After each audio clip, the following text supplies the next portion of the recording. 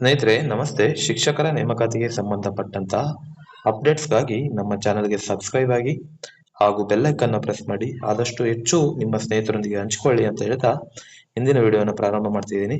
ಇಂದಿನ ವಿಡಿಯೋದಲ್ಲಿ ಶಿಕ್ಷಕರ ನೇಮಕಾತಿ ಹಾಗೂ ನೇಮಕಾತಿಗೆ ಸಂಬಂಧಪಟ್ಟಂತಹ ಅಡೆತಡೆಗಳು ಹಾಗೂ ನಿಯಮಗಳ ಬದಲಾವಣೆ, ಆ ನಿಯಮಗಳಿಂದ ಆ ಒಂದು ಬಾಧಿತರಾಗಿರುವಂತಹ ಅಭ್ಯರ್ಥಿಗಳು ಅಥವಾ ಬೇಸರವನ್ನ ವ್ಯಕ್ತಪಡಿಸಿರುವಂತಹ ಅಭ್ಯರ್ಥಿಗಳು ಏಕೆ ಈ ಒಂದು ನೇಮಕಾತಿಗೆ ತೊಂದರೆ ಆಗ್ತಿದೆ ಅನ್ನೋದ್ರ ಬಗ್ಗೆ ತಿಳಿತಾ ಹೋಗೋಣ. ಸ್ನೇಹಿತರೆ, ನಿಮ್ಗೆಲ್ರಿಗೂ ಗೊತ್ತಿರ್ಬೋದು, ಶಿಕ್ಷಕರ ನೇಮಕಾತಿ ಒಂದು ದೊಡ್ಡ ಮಟ್ಟದಲ್ಲಿ ಸದ್ದು ಮಾಡ್ತಿದೆ. ಯಾಕೆ ಅಂತ ಹೇಳಿದ್ರೆ, ಈ ಬದಲಾದ ನಿಯಮಗಳ ಆಧಾರದಿಂದ ನೀವು ನೋಡ್ಬೋದು, ಶಿಕ್ಷಕರ ನೇಮಕಾತಿಯಲ್ಲಿ ವಯೋಮಿತಿ ಸಮಸ್ಯೆ ಉಂಟಾಗಿರುವಂಥದ್ದು. ಎಲ್ಲರೂ ಕೂಡ ವಯೋಮಿತಿ ನೀಡಲಿಕ್ಕೆ ಆಗ್ರಹವನ್ನ ಮಾಡ್ತಾ ಇರುವಂಥದ್ದು ನೀವು ನೋಡಿರ್ಬೋದು. ಸಾಮಾನ್ಯವಾಗಿ ಎಲ್ಲಾ ಒಂದು ವರ್ಗದ ಶಿಕ್ಷಕರು, ಎಲ್ಲಾ ಸಬ್ಜೆಕ್ಟ್ ನ ಶಿಕ್ಷಕರು ಕೂಡ ವಯೋಮಿತಿಯನ್ನ ಸಡಿಲಿಕೆ ಮಾಡಬೇಕು, 5 ವರ್ಷ ವಯೋಮಿತಿಯನ್ನ ಸಡಿಲಿಕೆ ಮಾಡಲೇಬೇಕು ಅಂತ ಹೇಳ್ಬಿಟ್ಟು ಆ ಒಂದು ಆಗ್ರಹವನ್ನ ಮಾಡ್ತಾ ಇರೋದು. ಇವನ್ ಶಿಕ್ಷಣ ಇಲಾಖೆ ಕೂಡ ಮನವಿಯನ್ನ ಕೊಟ್ಟಿರ್ತಕ್ಕಂಥದ್ದು. ಇದು ಯಾವುದಕ್ಕೂ ಕೂಡ ಒಂದು ಶಿಕ್ಷಣ ಇಲಾಖೆ ಸ್ಪಂದಿಸಿಲ್ಲ ಅಂತ ಹೇಳಿದ್ರೆ, ಅವರಿಗೆ ಯಾವುದೇ ರೀತಿಯ ಅವಕಾಶವನ್ನ ಕೊಟ್ಟಿಲ್ಲ ಅಂತ ಹೇಳಿದ್ರೆ, ಇವರು ಕೋರ್ಟ್ಗೆ ಹೋಗಿ ಕೋರ್ಟ್ ಮುಖಾಂತರ ಹೋರಾಟ ಮಾಡ್ಲಿಕ್ಕೆ ಸಿದ್ಧರಾಗಿರುವಂತದ್ದು. ಸೊ ಇದು ಮೇಜರ್ ಅಬ್ಸ್ಟ್ಯಾಕಲ್. ನೋಡ್ಬೋದು ನೀವು, ಶಿಕ್ಷಕರಾಗಲು ಅರ್ಹತೆ ಇರುವ ಎಲ್ಲಾ ಅರ್ಹತೆಯನ್ನು ಹೊಂದಿದ್ರು ಕೂಡ ಒಂದು ವಯೋಮಿತಿ ಒಂದು ಆಧಾರದ ಮೇಲೆ ಆ ಒಂದು ಶಿಕ್ಷಕ ಹುದ್ದೆಯಿಂದ ವಂಚಿತರಾಗ್ತಕ್ಕಂಥದ್ದು. ಸೊ ಇದು ಎಷ್ಟರ ಮಟ್ಟಿಗೆ ಸರಿ? ಈಗ ಸಾಮಾನ್ಯವಾಗಿ ನೀವು ನೋಡಿರ್ಬೋದು, 2022ರಲ್ಲಿ GPSTR ನೋಟಿಫಿಕೇಶನ್ ಆಗಿರ್ತಕ್ಕಂಥದ್ದು. ಆ ನಂತರದಲ್ಲಿ ಬಿಫೋರ್ ದಟ್ ಕೋವಿಡ್ ಅಂತ ಹೇಳ್ಬಿಟ್ಟು ಹೆಚ್ಚು ನೇಮಕಾತಿಗಳನ್ನು ನಡೆದಿಲ್ಲ. ಅದರ ಜೊತೆಗೆ ಆಫ್ಟರ್ 2022 ಬ್ಯಾಚ್ ಯಾವುದೇ ನೇಮಕಾತಿಗಳನ್ನು ನಡೆದಿಲ್ಲ. ಸೊ ಇದರಿಂದ ಒಂದು ಏಜ್ ರಿಲ್ಯಾಕ್ಸೇಷನ್ ಬೇಕೇ ಬೇಕು ಅಂತ ಹೋರಾಡ್ತಾ ಇರುವಂತಹ ಅಭ್ಯರ್ಥಿಗಳು ಇನ್ ಕೇಸ್ ಯಾವುದೇ ರೀತಿ ಸ್ಪಂದನೆ ಸಿಕ್ಕಿಲ್ಲ ಅಂತ ಹೇಳಿದ್ರೆ ಇಲಾಖೆಯಿಂದ, ಅವರು ಕೋರ್ಟ್ ಮೊರೆ ಹೋಗುವುದಾಗಿ ಒಂದು ನಿರ್ಧಾರವನ್ನ ತೆಗೆದುಕೊಂಡಿರುವಂತದ್ದು. ಸೊ ಅದೇ ರೀತಿ ಮತ್ತೊಂದು ಅಬ್ಸ್ಟ್ಯಾಕಲ್ ಅಂತ ಹೇಳಿದ್ರೆ, HSTR ನೇಮಕಾತಿಯಲ್ಲಿ ಗಣಿತ ಶಿಕ್ಷಕರು ಮೈನಸ್. ಏನಿದು ಅಂತ ಹೇಳಿದ್ರೆ, HSTR ಹೈಸ್ಕೂಲ್ ಶಿಕ್ಷಕರ ನೇಮಕಾತಿಯಲ್ಲಿ ನೀವು ನೋಡಬಹುದು, ಎಲ್ಲಾ ಶಿಕ್ಷಕರು, ಎಲ್ಲಾ ವಿಷಯದ ಶಿಕ್ಷಕರು, ಕನ್ನಡ ಆಗಿರ್ಬೋದು, ಇಂಗ್ಲಿಷ್ ಆಗಿರ್ಬೋದು, ಸೋಷಿಯಲ್ ಆಗಿರ್ಬೋದು ಮತ್ತು ವಿಜ್ಞಾನ ಆಗಿರ್ಬೋದು, ಎಲ್ಲಾ ಶಿಕ್ಷಕರು, PE ಟೀಚರ್ಸ್ ಕೂಡ, ಈ ಎಲ್ಲಾ ಶಿಕ್ಷಕರನ್ನು ಅವರು ನೇಮಕಾತಿ ಮಾಡ್ತಕ್ಕಂಥದ್ದು. ಆದರೆ ಗಣಿತ ಶಿಕ್ಷಕರನ್ನೇ ಬಿಟ್ಟಿದ್ದಾರೆ. ಸೊ ಮುಖ್ಯವಾಗಿ ಯಾವುದೇ ಒಬ್ಬ ವಿದ್ಯಾರ್ಥಿಗೆ ಕನ್ನಡ ಮತ್ತು ಗಣಿತ ತುಂಬಾ ಮುಖ್ಯವಾದಂತಹ ವಿಷಯ ಆಗಿರ್ತದೆ. ಮೇನ್ ಆಗಿ ಕಲಿಬೇಕಾಗಿರುವಂತಹ ವಿಷಯ ಅಪ್ ಟು 10th ವರೆಗೂ. ಬಟ್ ಕನ್ನಡವನ್ನ ಸಬ್ಜೆಕ್ಟ್ ಅನ್ನ ಅವರು ಮಾಡಿದರೆ ಓಕೆ, ಎಲ್ಲಾ ಸಬ್ಜೆಕ್ಟ್ ಅನ್ನ ಮಾಡಿದರೆ ಓಕೆ, ಬಟ್ ಗಣಿತವನ್ನೇ ಮಾಡ್ತಾ ಇಲ್ಲ. ಈ ಗಣಿತಕ್ಕೆ ಯಾಕೆ ಪ್ರತ್ಯೇಕವಾಗಿ ನಿರ್ಲಕ್ಷ್ಯ ಮಾಡ್ತಾ ಇದ್ದಾರೆ ಅಂತ ಈ ಒಂದು ಗಣಿತ ಶಿಕ್ಷಕರಾಗ ಬಯಸುವಂತಹ ಅಭ್ಯರ್ಥಿಗಳು HSTR ನಲ್ಲಿ ಗಣಿತ ಶಿಕ್ಷಕರನ್ನ ಕಂಪಲ್ಸರಿಯಾಗಿ ನೇಮಕಾತಿ ಮಾಡಲೇಬೇಕು. ಈ ನೇಮಕಾತಿ ಮಾಡದೇ ಇದ್ರೆ ನಾವು ಕೋರ್ಟಿಗೆ ಹೋಗಲು ಸಿದ್ಧವಾಗಿದ್ದೇವೆ ಅಂತ ಹೇಳ್ಬಿಟ್ಟು ಅವರು ಕೂಡ ಒಂದು ಕೋರ್ಟ್ ಮೊರೆ ಹೋಗಲು ನಿರ್ಧಾರವನ್ನ ತೆಗೆದುಕೊಂಡಿರುವಂತದ್ದು. ಸೊ ಇವೆಲ್ಲದರ ಜೊತೆಗೆ ನೀವು ನೋಡ್ಬೋದು, ಹಲವಾರು ಸಂಘಟನೆಗಳು ಮತ್ತು ಹಲವಾರು ಸಂಘಗಳು ನೋಡ್ಬೋದು ನೀವು, ಎಲ್ಲಾ ಒಂದು ಶಿಕ್ಷಕರ ನೇಮಕಾತಿಗೆ ನಾವು ಹೋರಾಡಲು ಸಿದ್ಧರಾಗಿದ್ದೇವೆ ಅಂತ ಹೇಳ್ತಾ ಇರ್ತಾರೆ. ಬಟ್ ಗಣಿತ ಶಿಕ್ಷಕರು ಮೈನಸ್ ಆಗಿದ್ದಾರೆ, ಗಣಿತ ಶಿಕ್ಷಕರು HSTR ಇಲ್ಲ ಅನ್ನುವಂತಹ ಒಂದು ಧ್ವನಿಯನ್ನ ಯಾರೂ ಕೂಡ ಎತ್ತುತ್ತಾ ಇಲ್ಲ. ಸೊ ಇದನ್ನ ನೀವು ಗಮನ ಇಟ್ಟು ಅರ್ಥ ಮಾಡ್ಕೊಳ್ಳಿ. ಎಲ್ಲಾ ಶಿಕ್ಷಕರನ್ನು ಕೂಡ ಅವರು ನೇಮಕಾತಿ ಮಾಡಿಸ್ಲಿಕ್ಕೆ ಶತ ಪ್ರಯತ್ನ ಮಾಡಿದ್ದಾರೆ. ಆದ್ರೆ ಗಣಿತ ಶಿಕ್ಷಕರು ನೇಮಕಾತಿ ಆಗದೇ ಇದ್ರು ಕೂಡ ನೀವು ಸಾಮಾನ್ಯವಾಗಿ ಅಬ್ಸರ್ವ್ ಮಾಡಿರ್ಬೋದು, ಸೋಷಿಯಲ್ ಮೀಡಿಯಾದಲ್ಲೆಲ್ಲ ಸೋಷಿಯಲ್ ಟೀಚರ್ಸ್, ಸಮಾಜ ಶಿಕ್ಷಕರನ್ನ ಕಮ್ಮಿ ಕಾಲ್ಫಾರ್ಮ್ ಮಾಡಿದ್ದಾರೆ GPSTR ಮತ್ತು HSTR ಅಲ್ಲಿ. ಅದೇ ತರ ಇಂಗ್ಲಿಷ್ ಶಿಕ್ಷಕರನ್ನ ಕಡಿಮೆ ಕಾಲ್ಫಾರ್ಮ್ ಮಾಡಿದ್ದಾರೆ ಅಂತ ಹೋರಾಡೋಕೆ ಎಲ್ಲರನ್ನು ಕಾಲ್ ಮಾಡ್ತಿದ್ದಾರೆ ಹೊರತು ಗಣಿತ ಶಿಕ್ಷಕರನ್ನ ಒಟ್ಟೆ ಕಾಲ್ ಮಾಡಿಲ್ಲ. ಸಮಾಜ ಆಗಿರ್ಬೋದು ಅಥವಾ ಇಂಗ್ಲಿಷ್ ಆಗಿರ್ಬೋದು, ಸ್ವಲ್ಪನಾದ್ರೂ ಅಟ್ಲೀಸ್ಟ್ ಅವರು ನೋಟಿಫಿಕೇಶನ್ ಅಲ್ಲಿ ಮೆನ್ಷನ್ ಮಾಡಿರುವಂತದ್ದು ಪೋಸ್ಟ್, ಅವುಗಳನ್ನೇ ಮತ್ತೆ ಕೇಳ್ತಿದಾರೆ ಹೊರತು ಗಣಿತ ಶಿಕ್ಷಕರನ್ನ ಯಾರೂ ಕೂಡ ಒಂದು ಧ್ವನಿ ಎತ್ತುತ್ತಾ ಇಲ್ಲ, ಗಣಿತ ಶಿಕ್ಷಕರನ್ನ ನೇಮಕಾತಿ ಮಾಡಿ ಅಂತ. ಸೊ ಇದರಲ್ಲಿ ನೀವು ಅರ್ಥ ಮಾಡ್ಕೊಳ್ಳಿ ಸ್ನೇಹಿತರೆ, ಗಣಿತ ಶಿಕ್ಷಕರನ್ನ ನೆಗ್ಲೆಕ್ಟ್ ಮಾಡ್ತಿದ್ದಾರೆ. ಇವನ್ ಸೊಸೈಟಿಲಿರುವಂತಹ ಸಂಘ ಸಂಸ್ಥೆಗಳು, ಸಂಘಟನೆಗಳು ಅಂತ ಏನ್ ಹೇಳ್ತಿರ್ತಾರೆ, ಸ್ಟ್ರೈಕ್ ಮಾಡಕ್ಕೆಲ್ಲ ಕರಿತಾ ಇರ್ತಾರೆ. ಬಟ್ ಗಣಿತ ಶಿಕ್ಷಕರ ಸಂಬಂಧಪಟ್ಟಂತೆ ಯಾವುದೇ ರೀತಿ ಧ್ವನಿಯನ್ನ ಎತ್ತುತ್ತಾ ಇಲ್ಲ. ಅರ್ಥ ಮಾಡ್ಕೊಳ್ಳಿ ಗಣಿತ ಶಿಕ್ಷಕರ ಮೇಲೆ ಎಷ್ಟು ನಿರ್ಲಕ್ಷ್ಯ ಇದೆ ಅಂತ. ಈ ಸಂಘಟನೆಗಳು ತಮ್ಮ ಕೆಲಸಗಳನ್ನ ಆಗುವವರೆಗೆ ಮಾತ್ರ ಎಲ್ಲಾ ಅಭ್ಯರ್ಥಿಗಳನ್ನ ಬಳಸ್ಕೊಳ್ತಾ ಇದೆ ಅಂತ ಇದರಿಂದಾನೇ ಗೊತ್ತಾಗ್ತಿದೆ. ಅವರಿಗೆ ಬೇಕಾಗಿರುವಂತಹ ಪೋಸ್ಟ್, ಅವರಿಗೆ ಬೇಕಾಗಿರುವಂತಹ ರೂಲ್ಸ್ ಗಳನ್ನ ಚೇಂಜ್ ಮಾಡಿಸ್ಲಿಕ್ಕೆ ಅಭ್ಯರ್ಥಿಗಳು ಬೇಕು. ಆದ್ರೆ ಅಭ್ಯರ್ಥಿಗಳಿಗೆ ಬೇಕಾಗಿರುವಂತಹ ಹುದ್ದೆಗಳನ್ನ ಕೊಡಿಸ್ಲಿಕ್ಕೆ ಯಾವುದೇ ರೀತಿ ಸಂಘಟನೆಗಳು ಸಹಾಯ ಮಾಡ್ತಾ ಇಲ್ಲ. ಅರ್ಥ ಮಾಡ್ಕೊಳ್ಳಿ. ಸೊ ಹೀಗಾಗಿ ಈ ಒಂದು ಗಣಿತ ಶಿಕ್ಷಕರು ಕೂಡ ಒಂದು ಕೋರ್ಟ್ ಮೊರೆ ಹೋಗಲು ನಿರ್ಧಾರವನ್ನು ತೆಗೆದುಕೊಂಡಿರುವಂತದ್ದು ಇದು ಮೇನು. ಅದಾದ ನಂತರ ಬಿಕಾಂ ಅಭ್ಯರ್ಥಿಗಳ ಸಮಸ್ಯೆ ನೀವು ನೋಡ್ಬೋದು. ಬಿಕಾಂ ಅಭ್ಯರ್ಥಿಗಳಿಗೆ ಈ ಮುಂಚೆ ಯಾವುದೇ ಶಿಕ್ಷಕರ ನೇಮಕಾತಿಯಲ್ಲಿ ಅವಕಾಶ ಇರಲಿಲ್ಲ, ನಿಮ್ಗೆಲ್ರಿಗೂ ಗೊತ್ತಿದೆ. ಆದ್ರೆ ಬಿಕಾಂ ಅಭ್ಯರ್ಥಿಗಳಿಗೆ ಈ ಬಾರಿ GPSTR ಪರೀಕ್ಷೆಯಲ್ಲಿ ಅವಕಾಶವನ್ನ ನೀಡಿರುವಂತದ್ದು. GPSTR ಪರೀಕ್ಷೆಯಲ್ಲಿ ಅವಕಾಶ ನೀಡಿ HSTR ಅಲ್ಲಿ ಬಿಕಾಂ ಅವರಿಗೆ ಅವಕಾಶ ಇಲ್ಲ ಅಂತ ಮೆನ್ಷನ್ ಮಾಡಿರುವಂತದ್ದು.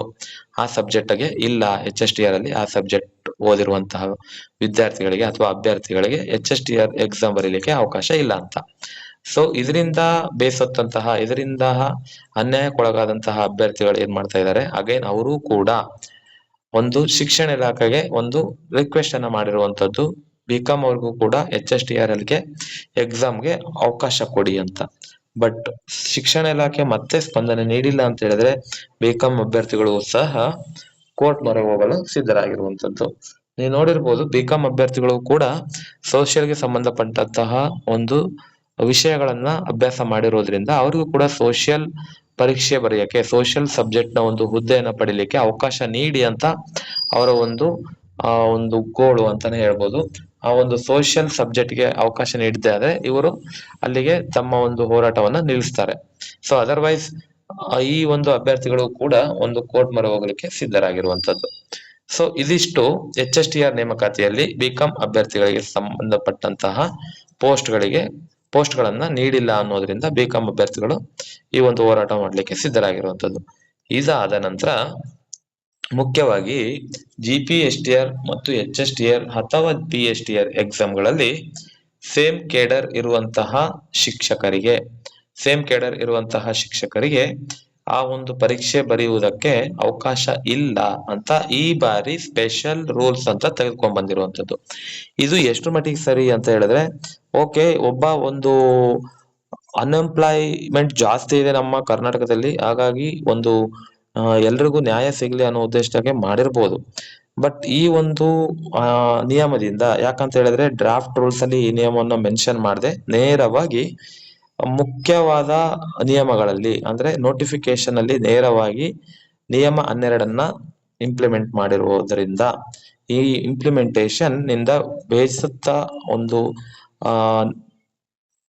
ಇನ್ ಸರ್ವಿಸ್ ಟೀಚರ್ಸ್, ಬೇಸತ್ತಂತಹ ಸೇವಾನಿರತ ಶಿಕ್ಷಕರು ಒಂದು ಇಲಾಖೆಗೆ ಮನವಿಯನ್ನ ಸಲ್ಲಿಸಿರುವಂತದ್ದು. ಯಾಕೆ ಅಂತ ಹೇಳಿದ್ರೆ ಸಂವಿಧಾನದಲ್ಲಿ ಹೇಳಿರೋ ಪ್ರಕಾರ ಪ್ರತಿಯೊಬ್ಬ ವ್ಯಕ್ತಿಗೂ, ಸಮಾಜದಲ್ಲಿರುವಂತಹ ಪ್ರತಿಯೊಬ್ಬ ವ್ಯಕ್ತಿಗೂ ಕೂಡ ಸಮಾನ ಅವಕಾಶ ನೀಡಬೇಕು. ಯಾವ್ದ್ರಲ್ಲೇ ಆಗಿರ್ಲಿ, ಪ್ರತಿಯೊಂದರಲ್ಲೂ ಕೂಡ ಸಮಾನ ಅವಕಾಶ ಇರಲೇಬೇಕು. ಅದು ಪ್ರತಿಯೊಂದು ಆ ಒಂದು ಹುದ್ದೆ ಪಡಿಲಿಕ್ಕೆ ಆ ವ್ಯಕ್ತಿ ಅರ್ಹನಿದ್ದಲ್ಲಿ ಆ ಒಬ್ಬ ವ್ಯಕ್ತಿ ಆ ಒಂದು ಹುದ್ದೆನ ಪಡಿಲಿಕ್ಕೆ ಯಾವುದೇ ರೀತಿ ಕಾಂಪಿಟೇಷನ್ ಮಾಡ್ಲಿಕ್ಕೆ ತೊಂದರೆ ಇಲ್ಲ ಅಂತ ಹೇಳ್ಬಿಟ್ಟು ಮೆನ್ಷನ್ ಮಾಡಿರುವಂತದ್ದು ಅಂತ ಆ ಒಂದು NOC ಟೀಚರ್ಸ್ ಹೇಳ್ತಾ ಇರುವಂತದ್ದು. ಸೊ ಹೀಗಾಗಿ ಆ ಒಂದು NOC ಶಿಕ್ಷಕರು ಕೂಡ ಈ ಬಾರಿ NOC ಸಿಗುತ್ತಿಲ್ಲ, ಆದ್ರಿಂದ ಅವರು ಕೂಡ ಇಲಾಖೆಗೆ ಮನವಿಯನ್ನ ಸಲ್ಲಿಸಿರುವಂತದ್ದು. ಇನ್ ಕೇಸ್ NOC ಏನಕ್ಕೆ ಅಗತ್ಯ ಅಂತ ಹೇಳಿದ್ರೆ, NOC ಸೇವಾನಿರತ ಶಿಕ್ಷಕರು ನೋ ಅಬ್ಜೆಕ್ಷನ್ ಸರ್ಟಿಫಿಕೇಟ್ ಅಂತ NOC ಅಂತ ಹೇಳಿದ್ರೆ, ಈ ನೋ ಅಬ್ಜೆಕ್ಷನ್ ಸರ್ಟಿಫಿಕೇಟ್ ಅನ್ನ ಪಡೆದುಕೊಂಡೇ ಅವರು ಅರ್ಜಿಯನ್ನ ಸಲ್ಲಿಸಬೇಕಾಗಿರುತ್ತದೆ. ಸೊ ನೋ ಅಬ್ಜೆಕ್ಷನ್ ಸರ್ಟಿಫಿಕೇಟ್ ಅನ್ನ ಅವರು ಸಲ್ಲಿಸಿಲ್ಲ ಅಂತ ಹೇಳಿದ್ರೆ ಅಗೈನ್ ಅವರು ಯಾವುದೇ ಕಾರಣಕ್ಕೆ ಆ ಒಂದು ಹುದ್ದೆಯನ್ನ ಪಡಿಲಿಕ್ಕೆ ಸಾಧ್ಯ ಇಲ್ಲ. ಸೊ ಇದು ಒಂದು ನಿಯಮ, ಇಲಾಖೆಯಿಂದ ಪಡೆದುಕೊಳ್ಬೇಕಾಗಿರುವಂತಹ ಒಂದು ಕಟ್ಟುನಿಟ್ಟಾದ ನಿಯಮ. ಸೊ ಈ ಒಂದು ನಿಯಮ ಇಲ್ಲಿವರೆಗೂ ಯಾವುದೇ ರೀತಿ ಸಮಸ್ಯೆಯನ್ನ ತಂದಿಲ್ಲ. ಯಾವುದೇ ಇಲಾಖೆಯಲ್ಲಿ ಕೂಡ NOC ಅನ್ನ ಪ್ರತಿಯೊಂದು ಇಲಾಖೆಯಲ್ಲೂ ಕೊಡ್ತಾ ಇದೆ ಇಲ್ಲಿವರೆಗೂ. ಬಟ್ ಈ ಬಾರಿ ಸ್ಪೆಷಲ್ ರೂಲ್ಸ್ ಅಂತ ತೆಗೆದುಕೊಂಡು ಬಂದು ಯಾಕೆ ಈ ಒಂದು ಶಿಕ್ಷಕರಿಗೆ ಅನ್ಯಾಯ ಮಾಡ್ತಾ ಇದೆ ಅಂತ ಈ ಒಂದು ಸೇವಾನಿರತ ಶಿಕ್ಷಕರ ಒಂದು ಗೋಳು ಆಗಿದೆ. ಸೊ ಹಾಗಾಗಿ ಈ ಸೇವಾನಿರತ ಶಿಕ್ಷಕರು ಕೂಡ ಇಲಾಖೆಗೆ ಮನವಿ ಸಲ್ಲಿಸಿ ನಂತರದಲ್ಲಿ ಅವರು ಮುಂದುವರಿಬೇಕಂತ ಪ್ರಯತ್ನ ಮಾಡ್ತಾ ಇದ್ದಾರೆ. ಆದ್ರೆ ಇಲಾಖೆ ಏನಾದ್ರೂ ಸ್ಪಂದನೆ ನೀಡಿಲ್ಲ ಅಂತ ಹೇಳಿದ್ರೆ ಇವರು ಕೋರ್ಟ್ಗೆ ರಿಟ್ ಪಿಟಿಷನ್ ಹಾಕ್ಲಿಕ್ಕೆ ಸಿದ್ಧರಾಗಿ ಆಲ್ರೆಡಿ ಕೋರ್ಟ್ ಅಲ್ಲಿ ಲಾಯರ್ ಅನ್ನ ನೇಮಿಸಿಕೊಳ್ಳಕ್ಕೆ ರೆಡಿ ಆಗಿರುವಂತದ್ದು. ಇದರ ಜೊತೆ ಈ B.Ed ಕೊನೆ ಸೆಮಿಸ್ಟರ್ ಅಲ್ಲಿರುವಂತಹ ಅಭ್ಯರ್ಥಿಗಳು ಕೂಡ ಒಂದು ಸಮಸ್ಯೆಯನ್ನ ಎದುರಿಸ್ತಾ ಇರುವಂತದ್ದು. ಏನು ಅಂತ ಹೇಳಿದ್ರೆ, ಇಷ್ಟು ದಿನ ಕೂಡ ಶಿಕ್ಷಣ ಇಲಾಖೆಯಿಂದ ಯಾವುದೇ ರೀತಿಯ ನೋಟಿಫಿಕೇಶನ್ ಹುದ್ದೆಗಳನ್ನ ಭರ್ತಿ ಮಾಡದೇ ಇರೋದ್ರಿಂದ ಈ B.Ed ನಲ್ಲಿರುವಂತಹ B.Ed ಕೊನೆ ಸೆಮಿಸ್ಟರ್ ಅಲ್ಲಿ ಓದ್ತಾ ಇರುವಂತಹ ಅಭ್ಯರ್ಥಿಗಳು ಕೂಡ ತಮ್ಮದೇ ಒಂದು ಬೇಡಿಕೆಯನ್ನ ಮನವಿಯನ್ನ ಸಲ್ಲಿಸ್ತಾ ಇರುವಂತದ್ದು ಇಲಾಖೆಗೆ. ಯಾಕೆ ಅಂತ ಹೇಳಿದ್ರೆ ಇಷ್ಟು ದಿನ ನೋಟಿಫಿಕೇಶನ್ ಆಗಿಲ್ಲ, ನಮಗೆ ಮತ್ತೆ ಮುಂದೆ ಒಂದು ಅವಕಾಶ ಸಿಗುತ್ತೋ ಇಲ್ಲೋ ಅಂತಹ ಒಂದು ಬೇಸರದಿಂದ ಅವರು ಕೂಡ ಒಂದು ಶಿಕ್ಷಣ ಇಲಾಖೆಗೆ ಮನವಿಯನ್ನ ಸಲ್ಲಿಸಿರುವಂತದ್ದು. ಅಪಿಯರಿಂಗ್ ರೀತಿಯಲ್ಲಿ ನಮಗೂ ಕೂಡ ಒಂದು ಅವಕಾಶವನ್ನ ನೀಡಿ ನಾವು ಕೂಡ ಶಿಕ್ಷಕರಾಗಲು ಅರ್ಹರಿದ್ದೇವೆ. ಅನಂತರ ನಾವು ವೆರಿಫಿಕೇಶನ್ ಟೈಮ್ ಅಲ್ಲಿ ನಮ್ಮ ಎಲ್ಲಾ ಒಂದು ದಾಖಲೆಗಳನ್ನ ಸಲ್ಲಿಸ್ತೇವೆ. ಹಾಗಾಗಿ ಈ ಬಾರಿ ನಮಗೂ ಕೂಡ ಶಿಕ್ಷಣ ಇಲಾಖೆಯಲ್ಲಿ ಖಾಲಿ ಇರುವಂತಹ ಹುದ್ದೆಗಳಿಗೆ ಪರೀಕ್ಷೆಯನ್ನ ಬರೀಲಿಕ್ಕೆ ಅವಕಾಶ ಕೊಡಿ ಅಂತ ಅವರು ಕೂಡ ಒಂದು ಮನವಿಯನ್ನ ಸಲ್ಲಿಸಿರುವಂತದ್ದು. ಅವರು ಕೂಡ ಕೋರ್ಟ್ಗೆ ಹೋಗಲು ಸಿದ್ಧರಾಗಿರುವಂತದ್ದು. ಸೊ ಇವೆಲ್ಲಾ ನೇಮಕಾತಿಗಳಿಗೆ ಇರುವಂತಹ ಅಡೆತಡೆಗಳು.